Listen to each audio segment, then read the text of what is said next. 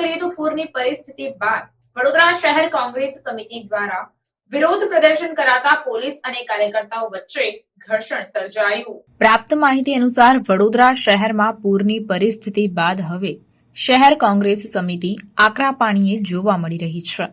વડોદરા શહેરની કલેક્ટર કચેરી આગળ હાય રે ભાજપ હાય હાયના નારા લગાવવામાં આવ્યા હતા, જેમાં વડોદરા શહેરના ધારાસભ્યો, સાંસદ, ગૃહમંત્રી અને મુખ્યમંત્રી શરમ કરોના નારા પણ લગાવવામાં આવ્યા હતા।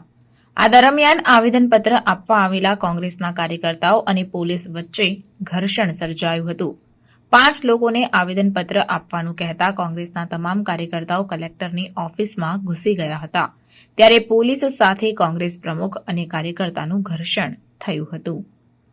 વડોદરા શહેર હવે પૂરની પરિસ્થિતિમાંથી બહાર નીકળ્યું છે। ભાજપના ધારાસભ્યો અને કોર્પોરેટરો વિવિધ વિસ્તારોમાં જઈ રહ્યા છે, ત્યારે ક્યાંક ને ક્યાંક વિરોધ પણ જોવા મળી રહ્યો છે।